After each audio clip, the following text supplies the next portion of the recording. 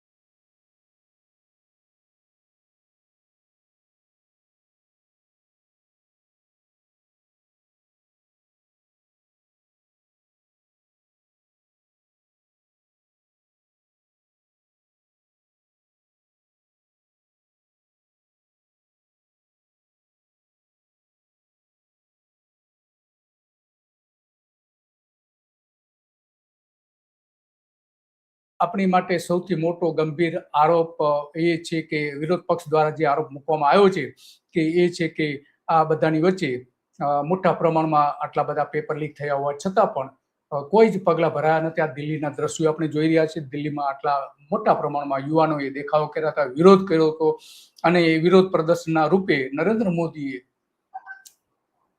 મને પણ શિક્ષણ પ્રધાનનું રાજીનામું લેવું પડ્યું છે, લેવાની ફરજ પાડી છે યુવાનોએ. ઝેડ જેન જે આંદોલન કહેવાય છે એ આંદોલનમાં આ રીતે પોલીસે દમન પણ કર્યા હતા, મોટા પ્રમાણમાં દમન કર્યું હતું.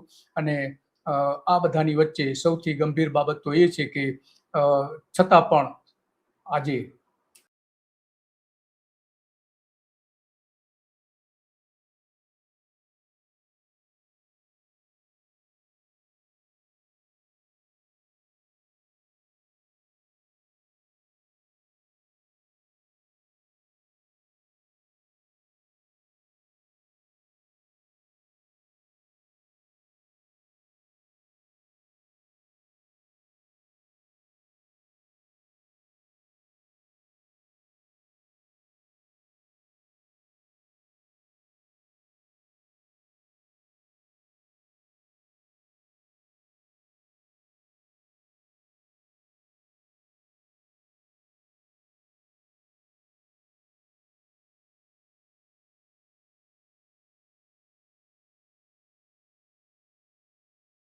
એટલા માટે આ બધી જ બાબતો આપણે જાણીએ છીએ કે સરકારે આ રીતે જોઈ શકીએ છીએ દિલ્હીમાં પણ મોટા પ્રમાણમાં દેખાવો થયા હતા, છતાં પણ પગલાઓ તો લેવામાં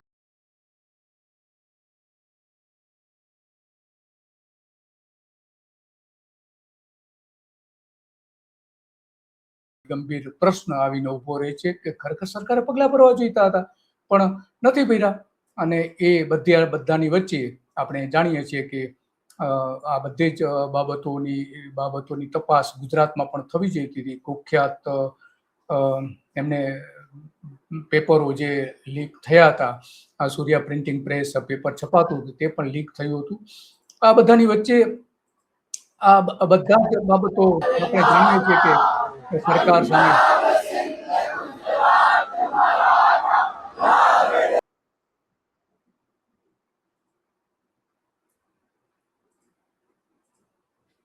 તો આ બધી બાબતો ઘણી બધી છે કે જેમાં સરકારે એક્શન લેવા જોઈતા હતા પણ સરકારે એક્શન લીધા નથી અને એટલા માટે આ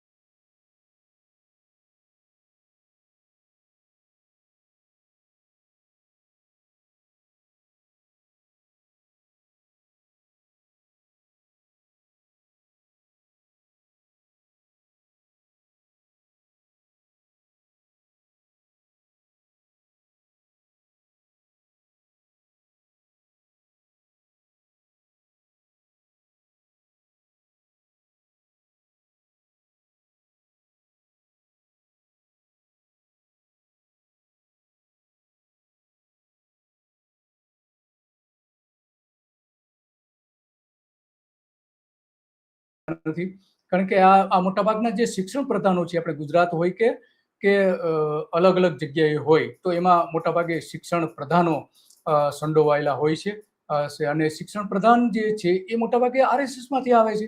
તો આ બાબત છે અત્યંત ગંભીર છે। આપણે જોઈએ કે આ એક યુવતી શું કરી છે, જોઈએ। मित्रों, मित्र मानो ना, मित्रों कहने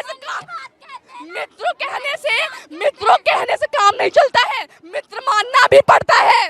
मन की बात कहते हैं, अरे तुम यहाँ पे एक बार देखने तो आ जाते, क्या हाल हो रहा है, हाथ उठ रहे, तुमने एक बार भी आके देखा।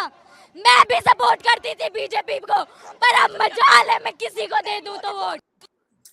તો આવા તો અનેક ઘટનાઓ જે બની છે, અને નરેન્દ્ર મોદી સામે બધો રોષ વ્યક્ત કરવામાં આવ્યો હતો, અને એટલા માટે એની સરકાર સામે જોખમ ઊભું થયું હતું। આખા દેશભરમાં દેખાવો થયા હતા, અને એટલા માટે આખી એક્સરસાઇઝ કરવામાં આવી। જો રાજીનામું ન લીધું હોત તો અમિત શાહ સામે પણ જોખમ હતું, અને નરેન્દ્ર મોદી સામે પણ જોખમ હતું। એટલા માટે જ આ વિરોધ પક્ષના નેતા, સંસદના લોકસભાના વિરોધ પક્ષના નેતા રાહુલ ગાંધીને આ રીતે ધસડીને લઈ જવામાં આવ્યા હતા, અને એની સામે આ રીતે પગલાઓ પણ ભરવામાં આવ્યા હતા।